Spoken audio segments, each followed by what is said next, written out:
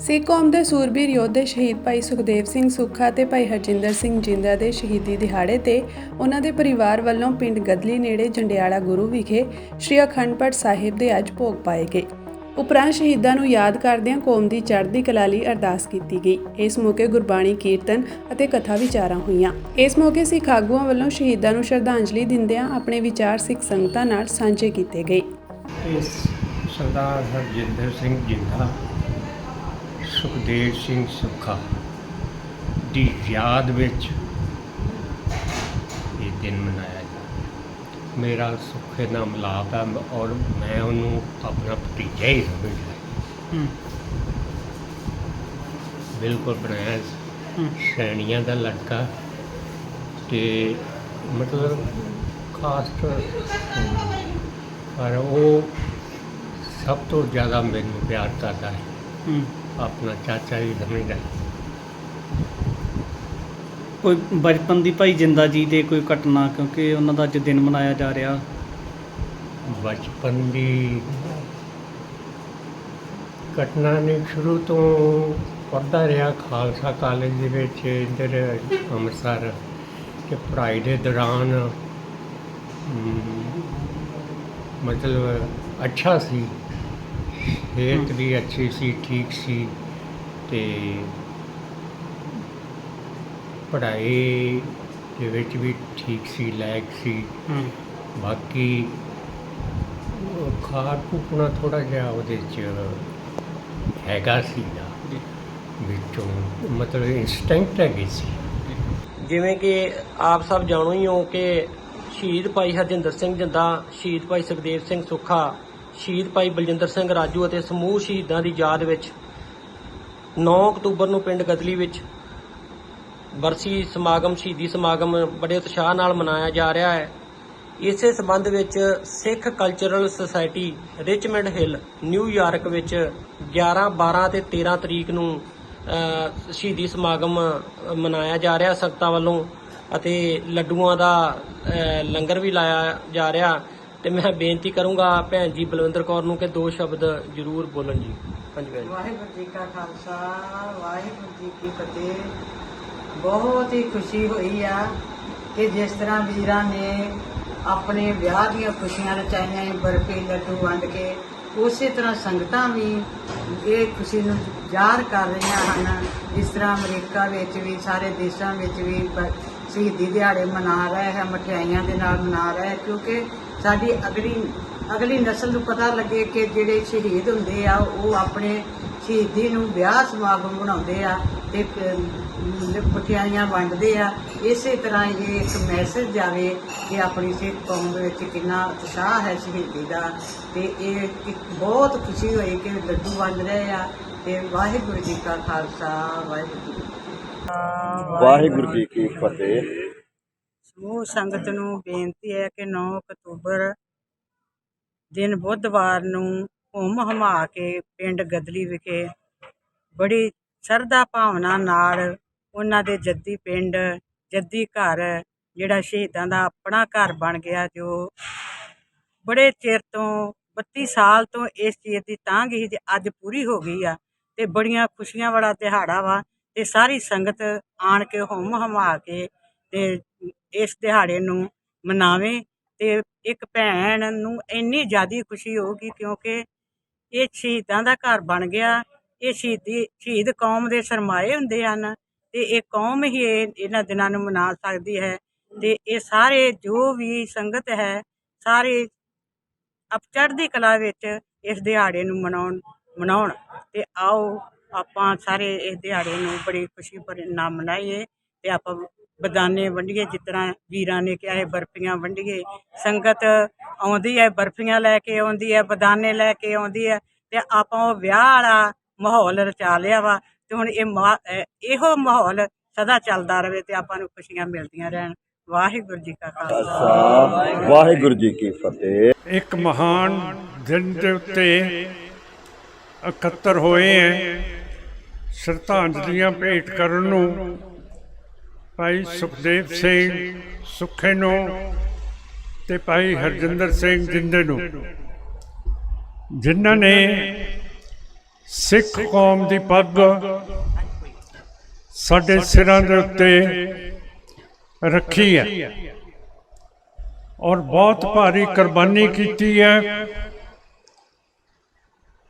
ਦਲੇਰੀ ਕੀਤੀ ਹੈ। ਜਦੋਂ ਉਹਨਾਂ ਨੇ ਸਿੱਖ ਕੌਮ ਦੇ ਉੱਤੇ ਹੋਇਆ ਜ਼ੁਲਮ, ਉਸ ਜਰਨੈਲ ਨੂੰ ਘੇਰਿਆ ਹੈ, ਉਹਨਾਂ ਨੇ ਜਰਨੈਲ ਦੀ ਵਹੁਟੀ ਮੋਟਰ ਦੇ ਵਿੱਚ ਨਾਲ ਸਵਾਰ ਸੀਗੀ, ਉਸ ਬੀਬੀ ਨੂੰ ਬਿਲਕੁਲ ਨਹੀਂ ਕੁਛ ਕਿਹਾ ਨਾ ਕੀਤਾ, ਜਿਹੜੀ ਕਿ ਸਿੱਖ ਰਵਾਇਤ ਹੈ। ਰਵਾਇਤ ਅਨੁਸਾਰ ਜਿਵੇਂ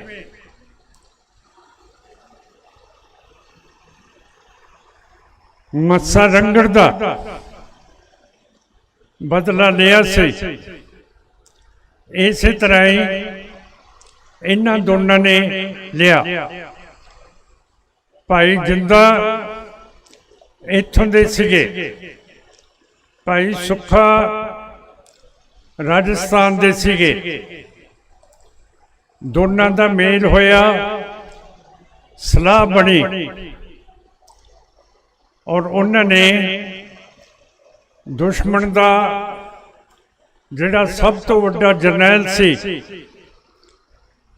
ਜਿਹਦੀ ਜ਼ਿੰਮੇਵਾਰੀ ਸੀ ਕਿ ਇਹੋ ਜਿਹਾ ਗੰਦਾ ਕਰਤੱਵ ਕਰਨਾ, ਉਸ ਜਰਨੈਲ ਨੇ ਕੀਤਾ। ਪਰ ਫਿਰ ਉਸ ਨੂੰ ਭੁਗਤਣਾ ਵੀ ਪਿਆ। ਅਸੀਂ ਇਸ ਕੇਸ ਦੀ ਪੂਰੀ ਪੈਰਵਾਈ ਕੀਤੀ ਸੀਗੀ, ਵਕੀਲ ਵੀ ਕੀਤੇ ਸੀਗੇ, ਪਤਾ ਵੀ ਲੈਂਦੇ ਰਹੇ ਸੀਗੇ। ਪਰ ਸਾਡਾ ਵਕੀਲ ਨੇ ਕਿਹਾ ਕਿ ਜੱਜ ਕਹਿੰਦੇ ਹੈ ਕਿ ਸਾਡੇ ਉੱਤੇ ਬਹੁਤ ਜ਼ੋਰ ਹੈ ਕਿ ਇਹਨਾਂ ਨੂੰ ਵੱਧ ਤੋਂ ਵੱਧ ਕੈਦ ਕਰਨੀ ਹੈ, ਸਜ਼ਾ ਦੇਣੀ ਹੈ। ਕਿਉਂ ਕਰਕੇ ਸਾਰੀ ਫੌਜ ਸਰਕਾਰ ਦੇ ਪਿੱਛੇ ਖੜੀ ਹੋ ਗਈ ਕਿ ਇਹਨਾਂ ਦੋਨਾਂ ਨੂੰ ਫਾਂਸੀ ਜ਼ਰੂਰ ਹੋਣੀ ਚਾਹੀਦੀ ਹੈ। ਤੇ ਜੱਜ ਵੀ ਕਹਿੰਦੇ ਸਾਡੀ ਪੇਸ਼ ਨਹੀਂ ਚੱਲੀ ਹੈ, ਕਹਿੰਦੇ ਸਾਡੇ ਕੋਲੇ ਤਾਕਤ ਸੀਗੀ ਕਿ ਇਹ ਦੰਡ ਨਾ ਦਈਏ, ਪਰ ਸਾਡੇ ਉੱਤੇ ਸਾਰੇ ਇੰਡੀਆ ਦਾ, ਤਿੰਨੇ ਫੌਜਾਂ ਦਾ ਬਹੁਤ ਜ਼ੋਰ ਸੀ ਕਿ ਇਹਨਾਂ ਦੋਨਾਂ ਨੂੰ ਮੌਤ ਦਾ ਦੰਡ ਦਿੱਤਾ ਜਾਵੇ। ਔਰ ਫਿਰ ਜਦੋਂ ਫੈਸਲਾ ਹੋਇਆ, ਅਸੀਂ ਉੱਥੇ ਸੁਪਰੀਮ ਕੋਰਟ ਦੇ ਵਿੱਚ ਹੀ ਸੀਗੇ। ਬੜੀ ਮਾਯੂਸੀ ਹੋਈ, ਬਹੁਤ ਦਿਲ ਖਰਾਬ ਹੋਇਆ। ਫਿਰ ਸਾਡੀ ਪਾਰਟੀ ਨੇ ਕਿਹਾ ਕਿ ਜਿਹੜੇ ਜੱਜ ਬੈਂਚ ਦਾ ਵੱਡਾ ਸੀ, ਉਹਦੇ ਘਰ ਦੇ ਕੋਲੇ ਚੱਲੀਏ ਤੇ ਉੱਥੇ ਵੀ ਲਾਂਭਾ ਦੇ ਕੇ ਆਈਏ। ਉਸ ਜੱਜ ਦੇ ਘਰ ਦੇ ਅੱਗੇ ਬਹੁਤ ਭਾਰੀ ਪਹਿਰਾ ਲੱਗਿਆ ਹੋਇਆ ਸੀਗਾ।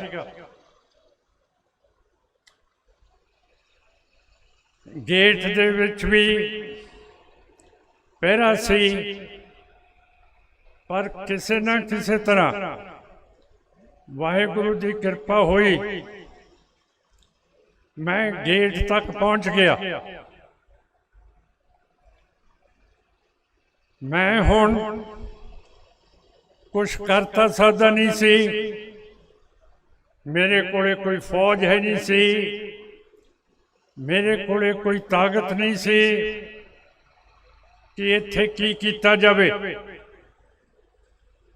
ਫਿਰ ਸਾਧ ਸੰਗਤ ਜੀ, ਤੁਹਾਨੂੰ ਦੱਸਣਾ ਜ਼ਰੂਰੀ ਹੈ, ਇਹ ਇਤਿਹਾਸ ਦਾ ਹਿੱਸਾ ਹੈ। ਬੀਬੀਆਂ ਇੱਥੇ ਹੈਗੀਆਂ, ਮੈਨੂੰ ਸ਼ਰਮ ਵੀ ਆਉਂਦੀ ਹੈ। ਪੁਲਿਸ ਤੇ ਪੈਰਾਮਿਲਟਰੀ ਫੋਰਸ ਨੇ ਮੈਨੂੰ ਘੇਰਿਆ ਹੋਇਆ ਸੀ ਤੇ ਹੋਰ ਕੁਛ ਨਾ ਕਰਦਿਆਂ ਹੋਇਆ ਮੈਂ ਜੱਜ ਦੇ ਗੇਟ ਦੇ ਉੱਤੇ ਮੂੰਹ ਦਿੱਤਾ। ਮੈਂ ਸਮਝਿਆ ਕਿ ਇਹ ਬਹੁਤ ਚੀਜ਼ ਹੈ ਜਿਹੜੀ ਕਰਨੀ ਜ਼ਰੂਰੀ ਸੀ। ਹਿੰਦ ਹਕੂਮਤ ਦੇ ਅੱਗੇ ਇਹਨਾਂ ਨੂੰ ਪਤਾ ਲੱਗਣਾ ਚਾਹੀਦਾ ਸੀ ਕਿ ਸਿੱਖ ਕੌਮ ਇਸ ਫੈਸਲੇ ਨੂੰ ਕਿਵੇਂ ਸਮਝਦੀ ਹੈ। 1984 ਤੋਂ ਬਾਅਦ ਸਾਡੇ ਉੱਤੇ ਬਹੁਤ ਜ਼ੁਲਮ ਹੋਏ ਹੈ। ਸੰਨ 2000 ਦੇ ਵਿੱਚ ਪਿੰਡ ਚਿੱਠੀ ਸਿੰਘਪੁਰੇ ਕਸ਼ਮੀਰ ਦੇ ਵਿੱਚ 43 ਬੇਗੁਨਾਹ ਸਿੱਖ ਫੌਜ ਨੇ ਮਾਰਤੇ ਸੀਗੇ। ਉਹਦੀ ਤਫਤੀਸ਼ ਦੇ ਲਈ ਟੋੜਾ ਸਾਹਿਬ ਤੇ ਮੈਂ ਦੇਸ਼ ਦੇ ਪ੍ਰੈਜ਼ੀਡੈਂਟ ਕੋਲੇ ਵੀ ਗਏ,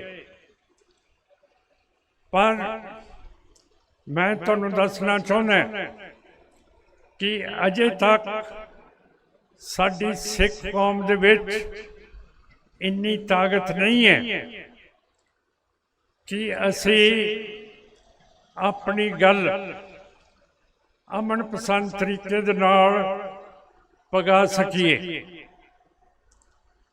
ਪ੍ਰੈਜ਼ੀਡੈਂਟ ਨੇ ਬਹੁਤ ਸਾਡੀ ਇੱਜ਼ਤ ਕੀਤੀ, ਗੱਲ ਸੁਣੀ, ਕਹਿੰਦਾ ਮੈਂ ਇਹਦੀ ਤਫਤੀਸ਼ ਕਰਾਉਂਦਾ, ਪਰ ਅੱਗੇ ਕੁਛ ਨਹੀਂ ਹੋਇਆ। ਇਸੇ ਤਰ੍ਹਾਂ ਭਾਈ ਕੌਂਕੇ ਨੂੰ ਤਸੀਹੇ ਦੇ ਕੇ ਟੋਟੇ ਟੋਟੇ ਕਰਕੇ ਉਸ ਨੂੰ ਬੋਰੀ ਦੇ ਵਿੱਚ ਪਾ ਕੇ ਸਤਲੁਜ ਦਰਿਆ ਦੇ ਵਿੱਚ ਸਿੱਟਿਆ ਗਿਆ। ਬਾਦਲ ਸਾਹਿਬ ਨੂੰ ਕਿਹਾ ਕਿ ਇਹਦੀ ਇਨਕੁਆਇਰੀ ਕਰਾਓ। ਬਾਦਲ ਸਾਹਿਬ ਨੇ ਸਾਡੇ ਕਿਹਾ ਤੇ ਇੱਕ ਡੀਜੀਪੀ ਤਵਾੜੀ ਸੀ, ਉਹਦੀ ਡਿਊਟੀ ਲਾਈ। ਤਵਾੜੀ ਨੇ ਇੱਕ ਇੱਕ ਚੀਜ਼ ਲਿਖ ਕੇ ਦੇਤੀ ਕਿ ਕੌਂਕੇ ਸਾਹਿਬ ਨੂੰ ਕਿਵੇਂ ਕਤਲ ਕੀਤਾ ਗਿਆ ਤੇ ਕਿਹੜੇ ਅਫਸਰਾਂ ਨੇ ਕੀਤਾ, ਪਰ ਤਫਤੀਸ਼ ਇਸ ਕੇਸ ਦੀ ਵੀ ਨਹੀਂ ਚੱਲਣ ਦਿੱਤੀ। ਕਿਤੇ ਵੀ ਅੱਜ ਅਸੀਂ ਕੋਈ ਵੀ ਸ਼ਿਕਾਇਤ ਕਰਦੇ ਹਾਂ, ਉਲਾਂਭਾ ਦਿੰਦੇ ਹਾਂ, ਸਾਡੀ ਬੁਕਤ ਹੈ ਨਹੀਂ ਗੀ। 1984 ਦੇ ਵਿੱਚ ਘੱਲੂਘਾਰਾ ਦਿਵਸ ਮਨਾਉਂਦੇ ਹਾਂ 6 ਜੂਨ ਨੂੰ, 6ਵੇਂ ਮਹੀਨੇ ਨੂੰ। 4 ਜੂਨ ਨੂੰ ਇਲੈਕਸ਼ਨ ਹੋਏ।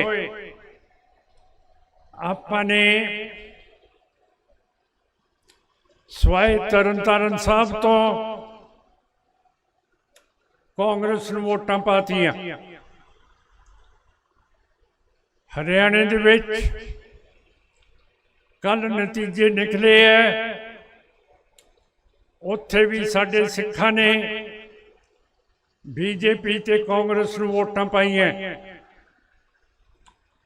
ਅੱਜ ਕੱਲ ਜੇ ਤਾਕਤ ਆਉਂਦੀ ਹੈ ਤਾਂ ਵੋਟਾਂ ਦੇ ਰਾਹੀਂ ਆਉਂਦੀ ਹੈ, ਪਰ ਅਸੀਂ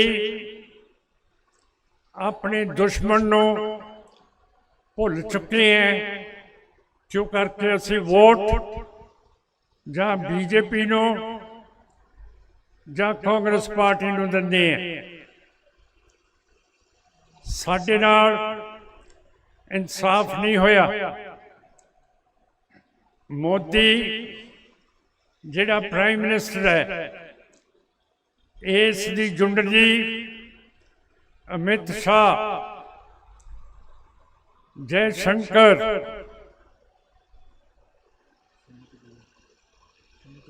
ਹਿੰਮਤ ਗੋਇਲ, ਰਵੀ ਸਿन्हा ਜਿਹੜਾ ਰੌ ਦਾ ਮੁਖੀ ਹੈ, ਫੌਜਾਂ ਦਾ ਮਿਨਿਸਟਰ ਰਾਜਨਾਥ ਸਿੰਘ, ਇਹਨਾਂ ਸਾਰਿਆਂ ਨੇ ਇੱਕ ਪਾਲਿਸੀ ਬਣਾਤੀ ਹੈ ਕਿ ਜਿਹੜਾ ਵੀ ਸਿੱਖ ਖਾਲਿਸਤਾਨ ਜਾਂ ਸਿੱਖਾਂ ਦੀ ਗੱਲ ਕਰੂਗਾ ਉਸ ਨੂੰ ਅਸੀਂ ਜਾਨੋਂ ਮਰਵਾ ਦੇਣਾ। ਇਹ ਅੱਜ ਮੋਦੀ ਦੀ ਪਾਲਿਸੀ ਹੈ। ਬੜੇ ਫਖਰ ਦੇ ਨਾਲ ਮੋਦੀ ਨੇ ਕਿਹਾ ਸੀ ਕਿ ਪਿਛਲੀਆਂ ਸਰਕਾਰਾਂ ਜਿਹੜੇ ਸਿੱਖ ਖਾਲਿਸਤਾਨ ਦੀ ਗੱਲ ਕਰਦੇ ਸੀਗੇ, ਸਾਡਾ ਹਿੰਦੁਸਤਾਨ ਛੱਡ ਕੇ ਬਾਹਰਲੇ ਮੁਲਕਾਂ 'ਚ ਚਲੇ ਜਾਂਦੇ ਸੀ, ਉਹਨਾਂ ਦੇ ਪਿੱਛੇ ਜਿਹੜੀਆਂ ਸਰਕਾਰਾਂ ਨੇ ਪਨਾਹ ਦਿੱਤਾ ਹੁੰਦਾ ਸੀ, ਉਹਨਾਂ ਦੇ ਨਾਲ ਚਿੱਠੀ ਪੱਤਰ ਕਰਦੇ ਸੀ ਕਿ ਇਹਨਾਂ ਨੇ ਕਿਹੜੇ ਕਿਹੜੇ ਜ਼ੁਲਮ ਕੀਤੇ ਹੈ। ਪਰ ਮੋਦੀ ਕਹਿੰਦਾ ਹੁਣ ਨਹੀਂ, ਹੁਣ ਜਿੱਥੇ ਵੀ ਕੋਈ ਸਿੱਖ ਹੋਊਗਾ, ਖਾਲਿਸਤਾਨ ਦੀ ਗੱਲ ਕਰੂਗਾ, ਅਸੀਂ ਉਸ ਨੂੰ ਗੋਲੀ ਦੇ ਨਾਲ ਜਾਂ ਜ਼ਹਿਰ ਦੇ ਨਾਲ ਮਾਰ ਦੇਵਾਂਗੇ। ਇਸ ਪਾਲਿਸੀ ਦੇ ਤਹਿਤ ਕੈਨੇਡਾ ਦੇ ਵਿੱਚ ਹਰਦੀਪ ਸਿੰਘ ਨਿੱਜਰ ਨੂੰ ਮਾਰਤਾ ਹੈ, ਰਿਪੁਦਮਨ ਸਿੰਘ ਮਲਿਕ ਨੂੰ ਮਾਰਤਾ ਹੈ, ਸੁਖਦੇਵ ਸਿੰਘ ਨੂੰ ਮਾਰਤਾ ਹੈ। ਬਰਤਾਨੀਆ ਦੇ ਵਿੱਚ ਅਵਤਾਰ ਸਿੰਘ ਖੰਡੇ ਨੂੰ ਜ਼ਹਿਰ ਦੇ ਕੇ ਮਾਰਤਾ ਹੈ। ਪਾਕਿਸਤਾਨ ਦੇ ਵਿੱਚ ਪਰਮਜੀਤ ਸਿੰਘ ਪੰਜਵੜ ਤੇ ਲਖਬੀਰ ਸਿੰਘ ਰੋਡੇ ਨੂੰ ਮਾਰਤਾ ਹੈ। ਇਸ ਹਿੰਦੁਸਤਾਨ ਨੇ ਜਿਹੜੀ ਪ੍ਰਭੂ ਸੱਤਾ ਹੁੰਦੀ ਹੈ ਕਿਸੇ ਮੁਲਕ ਦੀ, ਉਹ ਅਮਰੀਕਾ ਦੀ ਵੀ ਤੋੜਤੀ ਹੈ, ਬਰਤਾਨੀਆ ਦੀ ਵੀ ਤੋੜਤੀ ਹੈ, ਕੈਨੇਡਾ ਤੇ ਪਾਕਿਸਤਾਨ ਦੀ ਵੀ ਤੋੜਤੀ ਹੈ। ਪਰ ਕਿਉਂ ਕਰਕੇ ਇਹਨਾਂ ਦੀ ਜਿਹੜੀ ਸਾਜ਼ਿਸ਼ ਸੀਗੀ ਪੰਨੂ ਨੂੰ ਮਰਵਾਉਣ ਦੀ, ਅਮਰੀਕਾ ਦੇ ਵਿੱਚ ਅਮਰੀਕਾ ਦੀਆਂ ਖੁਫੀਆ ਏਜੰਸੀਆਂ ਨੂੰ ਪਤਾ ਲੱਗ ਗਿਆ। ਉਹਨਾਂ ਨੇ ਫਿਰ ਇੱਕ ਬੰਦਾ ਗੁਪਤਾ, ਉਸ ਨੂੰ ਫੜ ਕੇ ਉਹਦੇ ਤੇ ਕੇਸ ਨਿਊਯਾਰਕ ਦੇ ਵਿੱਚ ਲਾਤਾ। ਪਰ ਸਭ ਤੋਂ ਵੱਡੀ ਜਿਹੜੀ ਅਮਰੀਕਾ ਨੇ ਗੱਲ ਕੀਤੀ ਹੈ, ਜਿਹੜਾ ਇੰਡੀਆ ਦਾ ਨੈਸ਼ਨਲ ਸਿਕਿਉਰਿਟੀ ਐਡਵਾਈਜ਼ਰ ਹੈ ਡੋਇਲ, ਜਿਹੜਾ ਮੋਦੀ ਦਾ ਸੱਜੀ ਬਾਂਹ ਹੈ, ਜਿੱਥੇ ਵੀ ਮੋਦੀ ਜਾਂਦਾ ਉਹਦੇ ਨਾਲ ਜਾਂਦਾ, ਉਹਦੇ ਸਾਥ ਸੰਗਤ ਜੀ ਵਾਰੰਟ ਕੱਢਦੇ ਹੈ। ਤੇ ਜੇ ਉਹ ਇੰਡੀਆ ਤੋਂ ਬਾਹਰ ਨਿਕਲਿਆ, ਅਮਰੀਕਾ ਨੇ ਉਹਦੇ ਪਿੱਛੇ ਹਵਾਈ ਜਹਾਜ਼ ਲਾ ਕੇ ਜਿੱਥੇ ਅਮਰੀਕਾ ਚਾਹੂਗਾ ਉਹਦਾ ਹਵਾਈ ਜਹਾਜ਼ ਉਤਰਵਾ ਕੇ ਉਸ ਨੂੰ ਗ੍ਰਿਫਤਾਰ ਕਰ ਲੈਣਾ। ਇਹ ਛੋਟੀ ਗੱਲ ਨਹੀਂ ਹੈ। ਇਹ ਜਿਹੜੇ ਸਾਡੇ ਸਿੱਖ ਬਾਹਰ ਦੇ ਮੁਲਕਾਂ 'ਚ ਵਸ ਗਏ ਹੈ, ਉਹਨਾਂ ਦਾ ਜ਼ੋਰ ਇੰਨਾ ਪੈ ਗਿਆ ਕਿ ਇਹ ਹਕੂਮਤ ਸਾਨੂੰ ਹੁਣ ਟਿੱਚ ਕਰਕੇ ਨਹੀਂ ਸਮਝ ਸਕਦੀ। ਅਸੀਂ ਤਗੜੇ ਹਾਂ ਤੇ ਅਸੀਂ ਲੱਗੇ ਹੋਏ ਹਾਂ। ਪਰ ਮੈਨੂੰ ਅਫਸੋਸ ਹੈ ਕਿ ਕਿਸੇ ਵੀ ਪੰਥਕ ਪਾਰਟੀ ਨੇ, ਸ਼੍ਰੋਮਣੀ ਗੁਰਦੁਆਰਾ ਕਮੇਟੀ ਨੇ, ਦਿੱਲੀ ਹਜੂਰ ਸਾਹਿਬ ਦੀ ਕਮੇਟੀ, ਪਟਨਾ ਸਾਹਿਬ ਦੀ ਕਮੇਟੀ ਨੇ ਕਦੇ ਖੰਡਨ ਨਹੀਂ ਕੀਤਾ। ਜਿਹੜੇ ਸਿੱਖ ਕੈਨੇਡਾ, ਬਰਤਾਨੀਆ ਤੇ ਪਾਕਿਸਤਾਨ ਦੇ ਵਿੱਚ ਮਾਰੇ ਗਏ ਹੈ, ਇਹ ਸਿਰਫ ਆਪਣੀ ਪਾਰਟੀ ਇਸ ਕੇਸ ਨੂੰ ਲੈ ਕੇ ਚੱਲ ਰਹੀ ਹੈ। ਮੈਂ ਤੁਹਾਨੂੰ ਅਪੀਲ ਕਰਦਾ ਕਿ ਆਪਣਾ ਡਰ ਲਾਹੋ, ਅਮਨ ਪਸੰਦ ਤਰੀਕੇ ਦੇ ਨਾਲ, ਜਿਵੇਂ ਮੈਂ ਇਸ ਵੇਲੇ ਕੰਮ ਕਰ ਰਿਹਾ, ਜੇ ਕਰੀ ਜਾਵਾਂਗੇ ਸਾਡੇ ਉੱਤੇ ਕੋਈ ਕੇਸ ਨਹੀਂ ਬਣ ਸਕਦਾ। ਅੱਜ ਦੁਨੀਆ ਦੇ ਵੱਡੇ ਵੱਡੇ ਮੁਲਕ ਸਾਡੇ ਪਿੱਛੇ ਖੜੇ ਹੋ ਗਏ ਹੈ। ਭਾਈ ਜਿੰਦੇ ਤੇ ਸੁੱਖੇ ਦੀ ਜਿਹੜੀ ਸ਼ਹਾਦਤ ਹੈ ਇਹ ਉੱਤਮ ਹੈ, ਤੇ ਅਸੀਂ ਇਹਨੂੰ ਨੂੰ ਹਮੇਸ਼ਾ ਯਾਦ ਕਰਦੇ ਰਹਾਂਗੇ। ਇੱਥੇ ਕੰਧ ਦੀ ਗੱਲ ਹੋਈ ਹੈ,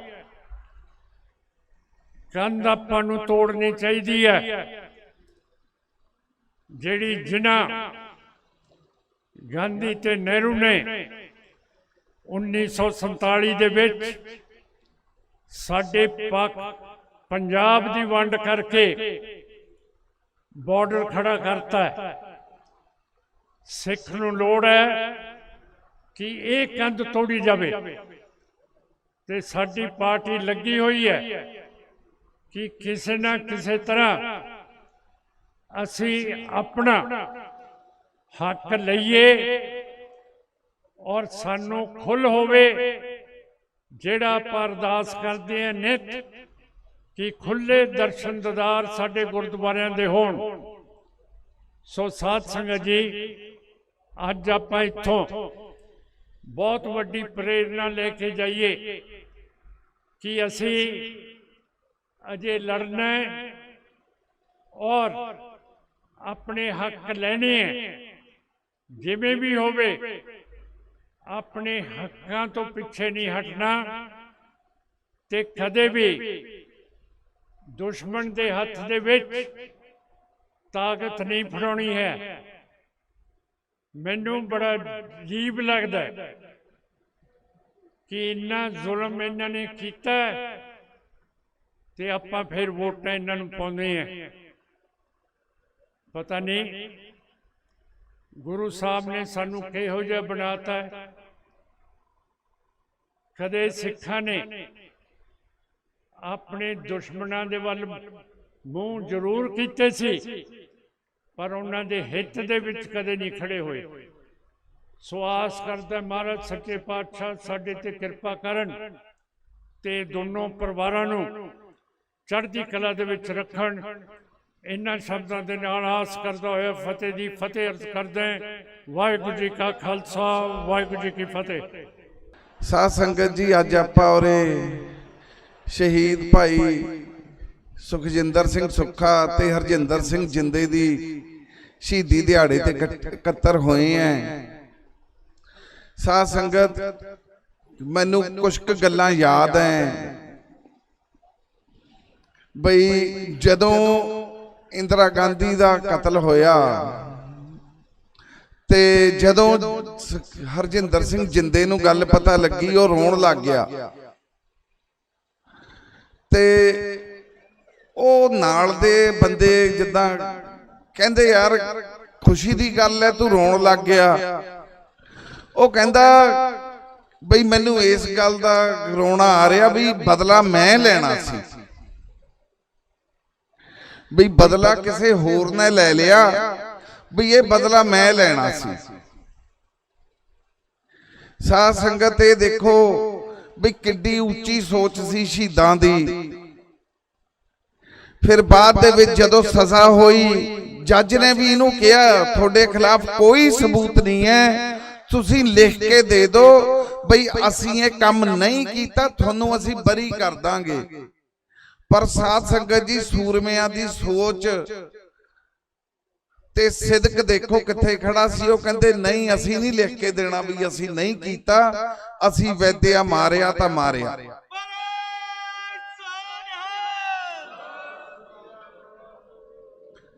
ਸਾਧ ਸੰਗਤ ਜੀ ਆਪਾਂ ਨੂੰ ਇਹਨਾਂ ਸ਼ਹੀਦਾਂ ਦੀ ਸੋਚ ਤੋਂ, ਇਹਨਾਂ ਤੋਂ ਸਿੱਖਿਆ ਲੈਣੀ ਚਾਹੀਦੀ ਹੈ। ਸਿੱਖਣਾ ਚਾਹੀਦਾ ਹੈ ਕਿ ਕਿਵੇਂ ਇਹਨਾਂ ਨੇ ਮੌਤ ਦਾ ਡਰ ਵੀ ਆਪਣੀ ਕੌਮ ਵਾਸਤੇ ਆਪਣੇ ਮਨੋਂ ਭੁਲਾ ਕੇ ਕੌਮ ਦੀ ਸੇਵਾ ਕੀਤੀ। ਆਪਾਂ ਨੂੰ ਵੀ ਸਾਧ ਸੰਗਤ ਜੀ ਸਾਰਿਆਂ ਨੂੰ ਮਤਲਬ ਬਿਨਾਂ ਕਿਸੇ ਲੋਭ ਲਾਲਚ ਤੋਂ ਆਪਣੀ ਕੌਮ ਦਾ ਚੜ੍ਹਦੀ ਕਲਾ ਲਈ ਆਪਾਂ ਨੂੰ ਯਤਨ ਕਰਨਾ ਚਾਹੀਦਾ ਹੈ ਕਿ ਆਪਾਂ ਕਿਵੇਂ ਕੌਮ ਨੂੰ ਅੱਗੇ ਲੈ ਕੇ ਜਾ ਸਕੀਏ। ਸਾਧ ਸੰਗਤ ਸਰਕਾਰਾਂ ਬਹੁਤ ਯਤਨ ਕਰਦੀਆਂ ਹੈ ਕਿ ਕਿਸ ਤਰ੍ਹਾਂ ਆਪਾਂ ਇਹਨਾਂ ਨੂੰ ਆਪਣੇ ਕਾਣੇ ਕਰ ਲਈਏ ਜਾਂ ਆਪਣੇ ਨਾਲ ਲਾ ਲਈਏ, ਪਰ ਸਾਧ ਸੰਗਤ ਜੀ ਆਪਾਂ ਨੂੰ ਉਧਰ ਉਹੋ ਜਿਹੀਆਂ ਗੱਲਾਂ ਵੱਲ ਨਾ ਲਾਲਚ ਚ ਆ ਕੇ ਆਪਾਂ ਨੂੰ ਆਪਣੀ ਕੌਮ ਦੀ ਚੜ੍ਹਦੀ ਕਲਾ ਲਈ ਹਮੇਸ਼ਾ ਕੰਮ ਕਰਨਾ ਚਾਹੀਦਾ ਹੈ।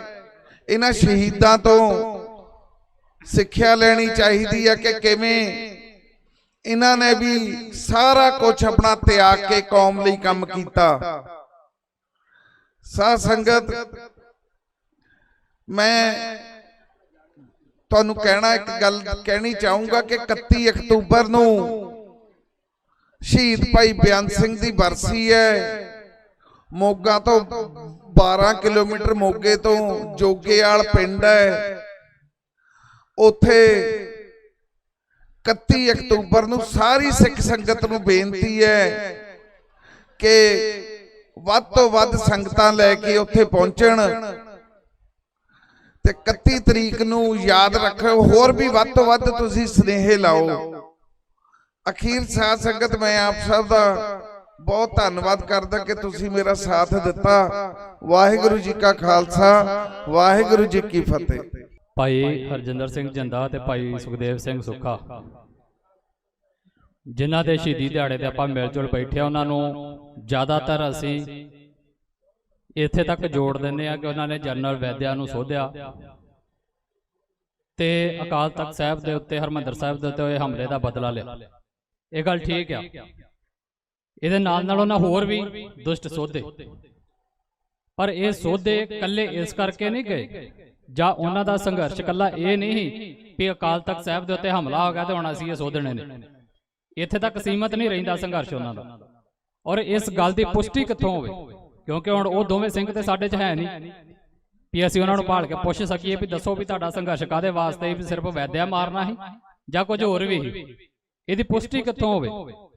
ਇਹਦੀ ਪੁਸ਼ਟੀ ਜੇ ਅੱਜ ਦੀ ਦਿਹਾੜੀ ਦੇ ਵਿੱਚ ਜੇ ਕੋਈ ਕਰ ਸਕਦਾ ਆ ਤੇ ਜਾਂ ਤੇ ਉਹ ਸਿੰਘ ਕਰ ਸਕਦੇ ਆ ਜਿਹੜੇ ਉਹਨਾਂ ਦੇ ਨਾਲ ਵਿਚਰਦੇ ਸੀ, ਤੇ ਜਾਂ ਉਹਨਾਂ ਦੀਆਂ ਲਿਖਤਾਂ ਕਰ ਸਕਦੀਆਂ ਵੀ ਉਹ ਆਪਣੀਆਂ ਲਿਖਤਾਂ ਦੇ ਵਿੱਚ ਸਾਨੂੰ ਕੀ ਕਹਿ ਗਏ। ਔਰ ਉਹ ਆਪਣੀਆਂ ਲਿਖਤਾਂ ਦੇ ਵਿੱਚ ਸਾਫ਼ ਕਹਿ ਗਏ ਨੇ।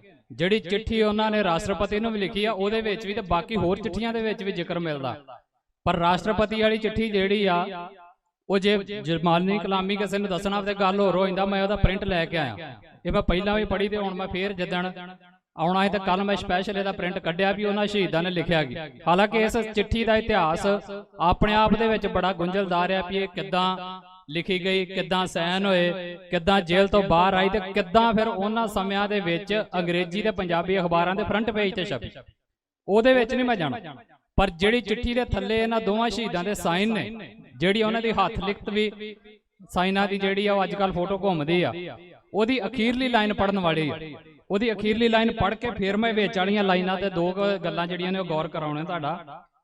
ਅਖੀਰਲੀ ਲਾਈਨ ਜਿਹੜੀ ਉਹਨਾਂ ਦੇ ਨਾਮ ਤੋਂ ਉੱਪਰ ਆ ਨਾ, ਉਹ ਲਿਖਦੇ ਨੇ ਖਾਲਿਸਤਾਨ ਲਈ ਸ਼ਹਾਦਤ ਦਾ ਜਾਮ ਪੀਣ ਲਈ ਉਤਾਵਲੇ ਅਸੀਂ ਹਾਂ ਹਰਜਿੰਦਰ ਸਿੰਘ ਸੁਖਦੇਵ ਸਿੰਘ।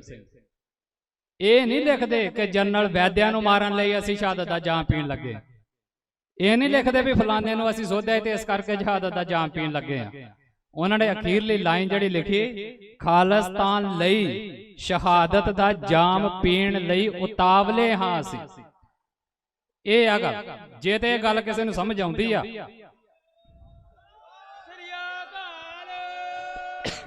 ਹੁਣ ਇਹਦੇ 'ਚ ਕੋਈ ਉਰਦੂ ਫਾਰਸੀ ਤਾਂ ਹੈ ਨਹੀਂ ਵੀ ਕਿਸੇ ਨੂੰ ਕੋਈ ਸ਼ਬਦ ਸਮਝਣਾ ਆਵੇ। ਜਿੰਨੂੰ ਇਹ ਸਿੰਪਲ ਜਿਹਾ ਸ਼ਬਦ ਨਹੀਂ ਸਮਝ ਆਉਂਦਾ ਵੀ ਉਹਨਾਂ ਦਾ ਸੰਘਰਸ਼ ਖਾਲਿਸਤਾਨ ਦੀ ਪ੍ਰਾਪਤੀ ਹੀ, ਤੇ ਫਿਰ ਮੈਂ ਕਹਿੰਦਾ ਵੀ ਉਹਦਾ ਵਾਕਿਆ ਹੀ ਰੱਬ ਹੀ ਰੱਖਾ। ਫਿਰ ਨਹੀਂ ਕੋਈ ਕਿਸੇ ਨੂੰ ਸਮਝਾ ਸਕਦਾ। ਫਿਰ ਜਿਹੜਾ ਮਰਜ਼ੀ ਸਿੱਖ ਜਿਹੜੀ ਮਰਜ਼ੀ ਔਕਲੀ 'ਚ ਸਿਰ ਦੇ ਦੇ, ਸਾਡੇ ਫਿਰ ਦਿਮਾਗਾਂ 'ਚ ਗੱਲ ਨਹੀਂ ਪੈਣ ਲੱਗੀ। ਤੇ ਅੱਜ ਜੇ ਉਹਨਾਂ ਦੇ ਸ਼ਹੀਦੀ ਦਿਹਾੜਿਆਂ ਦੇ ਉੱਤੇ ਅਸੀਂ ਸਿਰਫ ਸਟੇਜੀ ਰੋਮਾਂਸ ਕਰਕੇ ਮੁੜ ਜਾਣਾ ਹੈ, ਸਟੇਜੀ ਰੋਮਾਂਸ ਦਾ ਮਤਲਬ ਹੁੰਦਾ ਵੀ ਸਟੇਜ ਦੇ ਮਜ਼ੇ ਲੈ ਕੇ ਚੱਲ ਜਾਣਾ, ਤੇ ਫਿਰ ਗੱਲ ਵੀ ਨਹੀਂ ਅੱਗੇ ਤੁਰਨੀ। ਸਟੇਜਾਂ ਮਾਈਕ ਸੰਗਤ ਸਾਹਮਣੇ ਮਜ਼ੇ ਲੈਣ ਨੂੰ, ਸਵਾਦ ਲੈਣ ਨੂੰ ਨਹੀਂ ਹੁੰਦੀ ਵੀ ਮੈਂ ਬੋਲਿਆ ਤੇ ਸਵਾਦ ਆ ਗਿਆ, ਤੁਸੀਂ ਸੁਣਿਆ ਤੇ ਸਵਾਦ ਆ ਗਿਆ ਤੇ ਕਰਨ ਤੁਰ ਪਏ। ਸ਼ਹੀਦਾਂ ਦੀਆਂ ਸਟੇਜਾਂ ਸ਼ਹੀਦਾਂ ਦੀਆਂ ਬਾਤਾਂ ਪਾਉਣ ਨੂੰ ਨੇ, ਤੇ ਸ਼ਹੀਦਾਂ ਦੀਆਂ ਬਾਤਾਂ ਉਹੀ ਨੇ ਨਾ ਜਿਹੜੀਆਂ ਸ਼ਹੀਦ ਕਹਿ ਗਏ ਨੇ। ਤੇ ਬਾਤ ਸਾਫ਼ ਆ, ਚੜ੍ਹਦੀ ਕਲਾ ਕਿਵੇਂ ਹੋਏਗੀ ਪੰਥ ਦੀ? ਸਾਰੇ ਅਸੀਂ ਕਹਿੰਦੇ ਚੜ੍ਹਦੀ ਕਲਾ ਹੋਵੇ, ਕਿਵੇਂ ਹੋਵੇ? ਸਵਾਲ ਤੇ ਅਗਲਾ ਇਹ ਆ। ਤੇ ਚੜ੍ਹਦੀ ਕਲਾ ਹੋਣੀ ਆ, ਖਾਲਿਸਤਾਨ ਬਣਿਆ ਜਦੋਂ ਉਰੇ ਕੋਈ ਚੜ੍ਹਦੀ ਕਲਾ ਨਹੀਂ।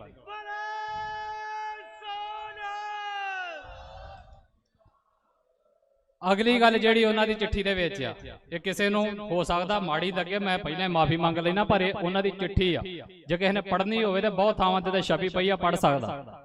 ਇੱਕ ਗੱਲ ਉਹ ਲਿਖਦੇ ਨੇ ਇੱਥੇ, ਜਦੋਂ ਰਾਸ਼ਟਰਪਤੀ ਨੂੰ, ਸਮੇਂ ਦੇ ਰਾਸ਼ਟਰਪਤੀ ਨੂੰ ਲਿਖ ਰਹੇ ਆ ਨਾ, ਤੇ ਉੱਥੇ ਇੱਕ ਗੱਲ ਲਿਖਦੇ ਨੇ, ਹੂਬਹੂ ਉਹਨਾਂ ਦੇ ਸ਼ਬਦ ਲੱਗਾ ਪੜਨ, ਮੈਂ ਆਪਣੇ ਕੋਲੋਂ ਨਹੀਂ ਗਏ। ਇੱਥੇ ਅਸੀਂ ਇਹ ਵੀ ਸਪਸ਼ਟ ਕਰ ਦੇਣਾ ਚਾਹੁੰਦੇ ਹਾਂ ਕਿ ਇਹ ਸ਼ਬਦ ਤੁਹਾਨੂੰ ਇੱਕ ਵਿਅਕਤੀ ਦੀ ਹੈਸੀਅਤ ਵਿੱਚ ਨਹੀਂ, ਮਤਲਬ ਉਹ ਰਾਸ਼ਟਰਪਤੀ ਨੂੰ ਕਹਿ ਰਹੇ ਵੀ ਇਹ ਅਸੀਂ ਤੁਹਾਨੂੰ ਇੱਕ ਵਿਅਕਤੀ ਵਜੋਂ ਨਹੀਂ ਲਿਖ ਰਹੇ ਵੀ ਤੁਹਾਨੂੰ ਖਾਸ ਬੰਦੇ ਨੂੰ ਲਿਖ ਰਹੇ ਹਾਂ, ਸਗੋਂ ਸਦਾ ਤੋਂ ਪੰਥ ਵਿਰੋਧੀ ਚੱਲੀ ਆ ਰਹੀ ਭਾਰਤ ਦੀ ਫਿਰਕਾ ਪ੍ਰਸਤ ਬ੍ਰਾਹਮਣਵਾਦੀ ਸਰਕਾਰ ਦੇ ਮੁਖੀ ਸਮਝ ਕੇ ਲਿਖ ਰਹੇ ਹਾਂ, ਅਹੁਦੇ ਨੂੰ ਲਿਖ ਰਹੇ ਨੇ। ਔਰ ਅੱਗੇ ਲਿਖਦੇ ਨੇ ਜਿਹੜੀ ਗੱਲ ਸਾਨੂੰ ਸਮਝਣ ਵਾਲੀ, ਕਹਿੰਦੇ ਦਿੱਲੀ ਦੇ ਇਸ ਕੂੜ ਦੇ ਤਖਤ ਉੱਤੇ ਜੋ ਵੀ ਬਿਰਾਜਮਾਨ ਹੈ, ਸ਼ਬਦ ਪੜਿਆ ਜੀ, ਦਿੱਲੀ ਦੇ ਇਸ ਕੂੜ ਦੇ ਤਖਤ ਉੱਤੇ ਜੋ ਵੀ ਬਿਰਾਜਮਾਨ ਹੈ, ਸੀ ਜਾਂ ਹੋਵੇਗਾ, ਉਹ ਸਾਡੇ ਲਈ ਜ਼ੁਲਮ ਤੇ ਜ਼ਬਰ ਦਾ ਪ੍ਰਤੀਕ ਹੈ। ਹੁਣ ਸ਼ਹੀਦਾਂ ਵਾਸਤੇ ਜ਼ੁਲਮ ਤੇ ਜ਼ਬਰ ਦਾ ਪ੍ਰਤੀਕ ਉਹਨਾਂ ਦੀਆਂ ਕੁਰਸੀਆਂ ਤੇ ਬਹਿ ਕੇ ਕਿੰਨੇ ਬਣਨਾ ਹੈ ਆਪੇ ਸੋਚ। ਫਿਰ ਅੱਗੇ ਹੋਰ ਸਾਫ਼ ਕਰਦੇ ਆ, ਕਹਿੰਦੇ ਅਸੀਂ ਇਹ ਵੀ ਨਹੀਂ ਭੁੱਲੇ ਰਹੇ ਕਿ ਜਿਸ ਵੇਲੇ ਖੁਦਾ ਤੋਂ ਵਰਸਾਏ ਹੋਏ ਮਹਾਨ ਦਰਵੇਸ਼ ਸਾਈਂ ਮੀਆਂ ਮੀਰ ਵੱਲੋਂ ਰੱਖੀ ਨੀਂਹ ਉੱਤੇ ਉਸਰੇ ਸਾਡੇ ਰੱਬ ਦੇ ਘਰ ਉੱਤੇ ਪਾਪ ਦੀ ਜੰਜ ਚਾੜੀ ਸੀ, ਦਰਬਾਰ ਸਾਹਿਬ ਤੇ ਹਮਲੇ ਦੀ ਗੱਲ ਕਰਦੇ ਨੇ, ਉਸ ਵੇਲੇ ਤੁਹਾਡੀ ਥਾਂ ਉੱਤੇ ਸਿੱਖੀ ਦੇ ਭੇਸ ਵਿੱਚ ਕਾਫਰ ਬੈਠਾ ਹੋਇਆ ਸੀ, ਗਿਆਨੀ ਜੈਲ ਸਿੰਘ ਨੂੰ ਕਹਿੰਦੇ ਨੇ, ਪੱਗ ਬੰਨਿਆ ਸਿਰ ਦੇ ਉੱਤੇ, ਕੁਰਸੀਆਂ ਤੇ ਬੈਠਿਆਂ ਦੇ ਮਸਲੇ ਹੱਲ ਨਹੀਂ ਹੋਣੇ ਜੇ ਇਹਦੀ ਇਲੈਬੋਰੇਸ਼ਨ ਕਰਨੀ ਹੋਵੇ। ਹੁਣ ਉਸ ਬ੍ਰਾਹਮਣਵਾਦੀ ਤਖਤ ਦੇ ਉੱਤੇ ਕਿਸੇ ਨੇ ਪੱਗ ਬੰਨ ਕੇ ਬਹਿਣਾ, ਕਿਸੇ ਨੇ ਜਨੇਊ ਪਾ ਕੇ ਬਹਿਣਾ, ਜਾਂ ਕਿਸੇ ਨੇ ਮੁਸਲਮਾਨ ਵਾਲੀ ਟੋਪੀ ਪਾ ਕੇ ਬਹਿਣਾ, ਉਹਦੇ ਨਾਲ ਸ਼ਹੀਦਾਂ ਨੂੰ ਫਰਕ ਨਹੀਂ ਪੈਂਦਾ। ਉਹ ਕਹਿੰਦੇ ਨੇ ਕਿ ਜਿਹੜਾ ਬੈਠਾ ਸੀ ਹੈ ਤੇ ਬਵੇਗਾ, ਸਾਡੇ ਲਈ ਉਹ ਜ਼ਬਰ ਦਾ ਪ੍ਰਤੀਕ ਆ। ਤੇ ਹੁਣ ਉੱਥੇ ਬਹਿ ਕੇ ਜ਼ਬਰ ਸਾਡੇ ਤੇ ਕਿੰਨੇ ਕਰਨਾ ਹੈ ਸੋਚ ਲਓ। ਅਸਲ ਦੇ ਵਿੱਚ ਸਾਡਾ ਰਸਤਾ ਖਾਲਿਸਤਾਨ ਦੀ ਪ੍ਰਾਪਤੀ ਦਾ ਹੋਣਾ ਚਾਹੀਦਾ, ਕੱਲੀਆਂ ਕੁਰਸੀਆਂ ਮਾਨਣ ਦਾ ਨਹੀਂ ਹੋਣਾ ਚਾਹੀਦਾ। ਸੋ ਜਿੰਨੇ ਕੁਰਸੀਆਂ ਲਈਆਂ ਨੇ ਉਹਦੇ ਵਿੱਚ ਵੀ ਅੱਗੇ ਦੋ ਤਰ੍ਹਾਂ ਦੇ ਬੰਦੇ ਨੇ, ਇੱਕ ਉਹ ਜਿਹੜਾ ਮਾਨ ਸਾਹਿਬ ਨੇ ਵੀ ਬੇਸ਼ੱਕ ਕੁਰਸੀ ਲਈ ਪਰ ਖਾਲਿਸਤਾਨ ਨਹੀਂ ਥੱਲੇ ਡਿੱਗਣ ਦਿੱਤਾ, ਖਾਲਿਸਤਾਨ ਕੁਰਸੀ ਤੋਂ ਉੱਪਰ ਰਿਹਾ ਹੈ, ਤੇ ਦੂਜੇ ਉਹ ਵੀ ਨੇ ਜਿਹੜੇ ਕੁਰਸੀਆਂ ਲੈਣ ਦੇ ਲਈ ਖਾਲਿਸਤਾਨ ਤੋਂ ਹੁਣ ਸਿੱਧਾ ਥੱਲੇ ਨੇ। ਸਾਡੇ ਵਿੱਚ ਨੇ ਬਹੁਤ ਕੁਝ ਹੁੰਦਾ ਹੈ, ਪੰਥ ਦੇ ਵਿੱਚ ਨੇ। ਸੋ ਉਹਨਾਂ ਗੱਲਾਂ ਨੂੰ ਅਸੀਂ ਸਾਰੇ ਮਹਿਸੂਸ ਕਰੀਏ। ਸੰਘਰਸ਼ ਹਮੇਸ਼ਾ ਤਾਂ ਹੀ ਟਿਕੇਗਾ ਜੇ ਲੀਡਰ ਦੀ ਸਪਸ਼ਟਤਾ ਸਾਫ਼ ਹੋਏਗੀ। ਜੇ ਲੀਡਰ ਅੱਜ ਉੱਪਰ ਆ, ਕੱਲ ਨੂੰ ਥੱਲੇ ਆ, ਪਰਸੋਂ ਖੱਬੇ ਆ, ਚੌਥ ਸੱਜੇ ਆ, ਤੇ ਦੱਸੋ ਕੌਮ ਦੀ ਕੀ ਗਲਤੀ? ਸੋ ਸਾਡਾ ਸੰਘਰਸ਼ ਪਹਿਲਾਂ ਸਾਫ਼ ਹੋਣਾ ਚਾਹੀਦਾ, ਕੌਮ ਦੀ ਚੜ੍ਹਦੀ ਕਲਾ ਵਾਲਾ। ਸੋ ਲੰਮੀ ਚੌੜੀ ਚਿੱਠੀ ਆ, ਮੈਂ ਸਾਰੀ ਨਹੀਂ ਪੜ੍ਹਨੀ, ਪਰ ਇੱਕ ਅਖੀਰੀ ਗੱਲ ਜਿਹੜੀ ਆ ਮੈਂ ਜ਼ਰੂਰ ਕਰਨੀ ਚਾਹੁੰਦਾ। ਵੈਸੇ ਤੇ ਗੱਲਾਂ ਮੈਂ ਕਾਫੀ ਅੰਡਰਲਾਈਨ ਕਰਕੇ ਲਿਆਇਆ, ਮੈਂ ਮਾਫੀ ਮੰਗ ਲੈਣਾ, ਜੇ ਹੈ ਸਮਾਂ ਤਾਂ ਮੈਂ ਪੜ੍ਹ ਦੇਣਾ, ਥੋੜੀਆਂ ਨੇ। ਉਹਦੇ ਚੋਂ ਲਿਖਦੇ ਨੇ ਜਿਹੜੀ ਅੰਤ ਤੁਹਾਨੂੰ ਗੱਲ ਹੋਰ ਸਮਝਣੀ ਚਾਹੀਦੀ ਹੈ, ਉਹ ਸ਼ਬਦ ਵਰਤਦੇ ਨੇ, ਤੁਹਾਡੀ ਪਾਰਲੀਮੈਂਟ, ਤੁਹਾਡੀਆਂ ਅਦਾਲਤਾਂ, ਵਿਦਿਅਕ ਸੰਸਥਾਵਾਂ ਅਤੇ ਸੰਚਾਰ ਮਾਧਿਅਮ ਦੇ ਪਿੱਛੇ ਕੁਝ ਦਹਾਕਿਆਂ ਵਿੱਚ ਖਾਲਸਾ ਚੇਤਨਾ, ਮਤਲਬ ਅੱਗੇ ਲੰਮਾ ਚੌੜਾ ਲਿਖਦੇ ਨੇ, ਪਰ ਜਿਹੜਾ ਸ਼ਬਦ ਤੇ ਮੈਂ ਤੁਹਾਡਾ ਫੋਕਸ ਕਰਾਉਣਾ ਚਾਹੁੰਦਾ, ਉਹ ਕਹਿੰਦੇ ਨੇ ਤੁਹਾਡੀਆਂ ਅਦਾਲਤਾਂ ਤੇ ਤੁਹਾਡੀ ਪਾਰਲੀਮੈਂਟ। ਉਹ ਇਹ ਨਹੀਂ ਕਹਿੰਦੇ ਵੀ ਸਾਡੇ ਮੁਲਕ ਦੀ ਪਾਰਲੀਮੈਂਟ ਜਾਂ ਸਾਡੇ ਮੁਲਕ ਦੀਆਂ ਅਦਾਲਤਾਂ, ਜਿਵੇਂ ਕਈ ਵਾਰੀ ਅਸੀਂ ਕਰਨ ਲੱਗ ਪੈਂਦੇ ਵੀ ਸਾਡੇ ਮੁਲਕ ਦੇ ਵਿੱਚ ਸਾਡੇ ਹਮਲਾ ਹੋ ਗਿਆ, ਸਾਡੇ ਮੁਲਕ ਦੀ ਅਦਾਲਤ ਨੇ ਸਾਨੂੰ ਇਹ ਸਜ਼ਾ ਸੁਣਾਤੀ, ਸਾਡੇ ਮਤਲਬ ਪਾਰਲੀਮੈਂਟ ਦੇ ਵਿੱਚ ਆ ਹੁੰਦਾ। ਨਹੀਂ, ਉਹ ਲਿਖਦੇ ਨੇ ਤੁਹਾਡੀਆਂ ਅਦਾਲਤਾਂ ਤੇ ਤੁਹਾਡੀ ਪਾਰਲੀਮੈਂਟ। ਮਤਲਬ ਉਹਨਾਂ ਦੀ ਸਪਸ਼ਟਤਾ ਵੇਖੋ ਤੁਸੀਂ।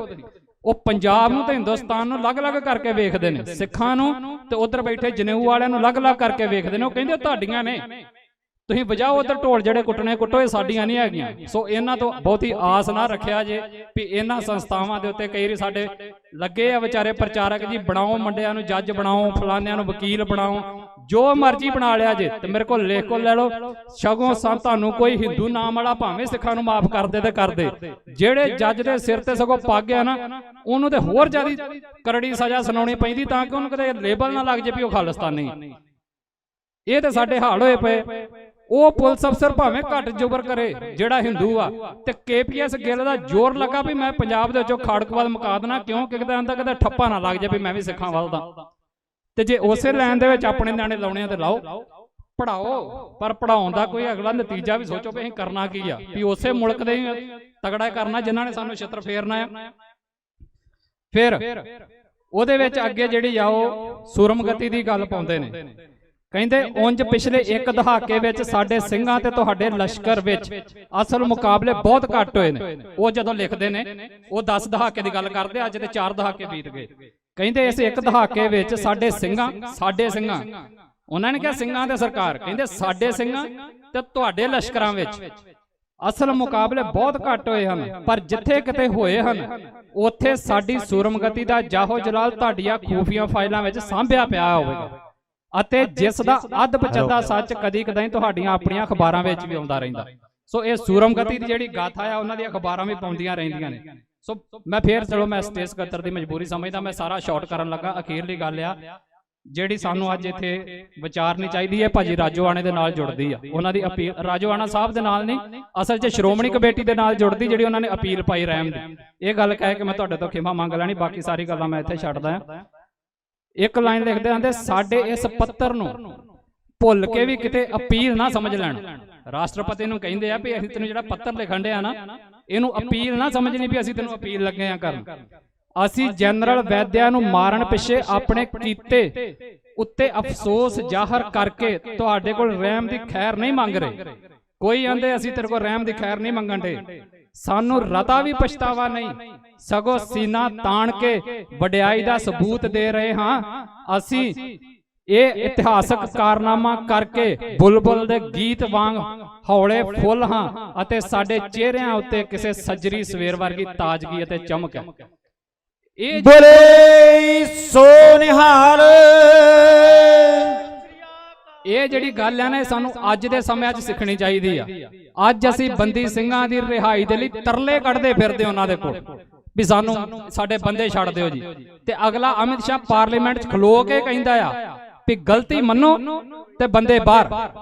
ਹੁਣ ਸਿੰਪਲ ਜਿਹਾ ਜਵਾਬ ਜੇ ਸਾਡੀ ਸੰਗਤ ਨੂੰ ਅਜੇ ਵੀ ਸਮਝ ਨਹੀਂ ਆਉਣ ਡਿਆ ਇੰਡੀਆ ਦਾ, ਤੇ ਫਿਰ ਮੈਨੂੰ ਨਹੀਂ ਪਤਾ ਕਿੱਦਾਂ ਸਮਝ ਆਉਣਾ। ਉਹਨਾਂ ਕਹਿਤਾ ਵੀ ਜਾਂ ਤੇ ਗਲਤੀ ਮੰਨੋ ਤੇ ਬੰਦੇ ਸਵੇਰੇ ਬਾਹਰ, ਨਹੀਂ ਮੰਨਣੀ ਜਿਹੜੀ ਭਾਈ ਜਿੰਦਾ ਨੇ ਕਿਹਾ ਵੀ ਅਸੀਂ ਤੁਹਾਡੇ ਕੋਲੋਂ ਕੋਈ ਰਹਿਮ ਨਹੀਂ ਮੰਗਦੇ, ਤੇ ਫਿਰ ਮੰਨ ਲਓ ਕਿ ਜਿਹੜੀਆਂ ਕੌਮਾਂ ਸੰਘਰਸ਼ ਕਰਦੀਆਂ ਦੀਆਂ ਉਹਨਾਂ ਦੇ ਸਿੰਘ ਸੂਰਮੇ ਸਿੰਘਣੀਆਂ ਜੇਲ੍ਹਾਂ 'ਚ ਜਾਂਦੇ ਹੁੰਦੇ ਆ, ਸ਼ਹਾਦਤਾਂ ਪਾਉਂਦੇ ਹੁੰਦੇ ਆ, ਤੇ ਸ਼੍ਰੋਮਣੀ ਕਮੇਟੀ ਨੂੰ ਵੀ ਇੰਡੀਆ ਦੀ ਪਾਰਲੀਮੈਂਟ ਦੇ ਕੋਲੋਂ ਲੇਲੜੀਆਂ ਕੱਢਣੀਆਂ ਬੰਦ ਕਰ ਦੇਣੀਆਂ ਚਾਹੀਦੀਆਂ।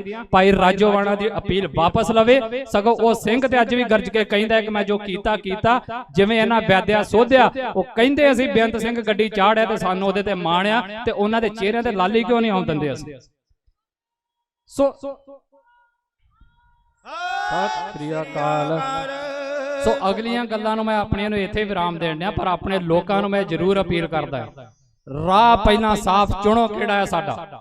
ਸਾਡੇ ਰਾਹ ਆ ਨਿੱਕੇ ਮੋਟੇ ਇੱਥੇ SHOਆਂ ਦੇ ਨਾਲ ਲੜਨਾ ਜਾਂ ਸ਼ਿਵ ਸੈਨਿਕਾਂ ਦੇ ਵਿੱਚ ਉਲਝਣਾ ਨਹੀਂਗਾ। ਇਹ ਕੁੱਤੇ ਬਿੱਲਿਆਂ ਨੂੰ ਕੌਣ ਪੁੱਛਦਾ ਆ? ਇਹਨਾਂ ਨੂੰ ਤੇ ਅਸੀਂ ਸਗੋਂ ਇਹਨਾਂ ਦੇ ਅੱਗੇ ਖਲੋ ਖਲੋ ਕੇ ਸਿੰਘਾਂ ਨੇ ਤੇ ਟਾਲੇ ਤੇ ਚਾੜੇ ਆ। ਇਹਨਾਂ ਦੀ ਕੀ ਔਕਾਤ ਆ? ਇਹ ਤਾਂ ਜਿੱਦਣ ਮਾਰੀ ਬਿੱਲੀ ਮਾਰੀ ਤੇ ਦਿੱਲੀ ਮਾਰੀ ਵਾਲਾ ਇੱਕ ਕੰਮ ਬਰਾਬਰ, ਜਿੱਦਣ ਮਰਜੀ ਠੋਡਾ ਮਾਰ ਕੇ ਸੁੱਟ ਲਿਆ ਜੇ। ਅਸਲ ਲੜਾਈ ਤੇ ਉਧਰ ਆ ਦਿੱਲੀ ਤਖਤ ਦੇ ਨਾਲ, ਤੇ ਆਪਣੀਆਂ ਕਿਰਪਾਨਾਂ ਦਾ ਤੇ ਆਪਣੀਆਂ ਬੰਦੂਕਾਂ ਦਾ ਮੂੰਹ ਉਧਰ ਨੂੰ ਕਰੋ। ਉਹ ਵੀ ਗੱਲ ਇਸ ਚਿੱਠੀ ਦੇ ਵਿੱਚ ਉਹਨਾਂ ਲਿਖੀ ਆ, ਮੈਂ ਕੋਟ ਨਹੀਂ ਕਰਨੀ ਚਾਹੁੰਦਾ, ਸਮਾਂ ਖਤਮ ਹੋ ਗਿਆ, ਜਿੱਥੇ ਉਹ ਕਹਿੰਦੇ ਨੇ ਕਿ ਸਮੇਂ-ਸਮੇਂ ਦੇ ਉੱਤੇ ਸਾਨੂੰ ਇੰਜ ਲੱਗਣ ਲੱਗ ਪੈਂਦਾ ਵੀ ਪਹਿਲਾਂ ਆਪਸ ਦੇ ਵਿੱਚ ਲੜਨਾ ਸਾਡਾ ਜ਼ਿਆਦਾ ਜ਼ਰੂਰੀ ਹੈ, ਤੇ ਸਾਡੀ ਸਾਰੀ ਲੜਾਈ ਆਪਸ 'ਚ ਲੜਨ ਤੇ ਲੱਗ ਜਾਂਦੀ। ਆਪਸ 'ਚ ਲੜਾਈਆਂ ਕਰੋ ਬੰਦ। ਸੋ ਆਪਣਾ ਰਸਤਾ ਸਾਫ਼ ਕਰੇ ਕੌਮ, ਸੌ ਕੌਮ ਦਾ ਸ਼ਹੀਦਾਂ ਦਾ ਰਸਤਾ ਸਾਫ਼ ਆ, ਉਹ ਕਰ ਗਏ ਨੇ। ਅਸੀਂ ਹੁਣ ਉਹਦੇ ਦੇ ਉੱਤੇ ਘਟਾ ਪਾ ਕੇ ਕਿੰਨਾ ਕੁ ਚਿਰ ਅੱਖਾਂ ਮੀਟੀ ਰਹਿਣਾ, ਇਹ ਸਾਡਾ ਤੁਹਾਡਾ ਕੰਮ ਆ। ਜੇ ਅੱਖਾਂ ਮੀਟੀ ਰਹਿਣਾ ਤੇ ਕਸੂਰ ਸਿੰਘਾਂ ਸ਼ਹੀਦਾਂ ਦਾ ਨਹੀਂ, ਕਸੂਰ ਸਾਡਾ ਹੋਊਗਾ ਤੇ ਅਸੀਂ ਕਸੂਰਵਾਦ ਨਹੀਂ ਬਣਨਾ। ਬੇਸ਼ੱਕ ਅੱਜ ਬਣੇ, 10 ਸਾਲਾਂ ਨੂੰ ਬਣੇ, 10 ਸਦੀਆਂ ਨੂੰ ਬਣੇ, ਪਰ ਇੱਕ ਗੱਲ ਹਿੱਕ ਠੋਕ ਕੇ ਕਵਾਂਗੇ ਤੇ ਗੁਰੂ ਮਹਾਰਾਜ ਸਿਰ ਤੇ ਹੱਥ ਰੱਖਣ, ਬਿਨਾਂ ਖਾਲਿਸਤਾਨ ਤੋਂ ਕੋਈ ਸੰਘਰਸ਼ ਨਹੀਂ। ਖਾਲਿਸਤਾਨ ਦੀ ਪ੍ਰਾਪਤੀ ਹੀ ਆਖਰੀ ਸੰਘਰਸ਼ ਰਹੇਗਾ। ਇੰਨੀਆਂ ਗੱਲਾਂ ਦੇ ਨਾਲ ਖੇਮਾ ਦਾ ਜਾ ਚੱਕਾਂ। ਵਾਹਿਗੁਰੂ ਜੀ ਕਾ ਖਾਲਸਾ, ਵਾਹਿਗੁਰੂ।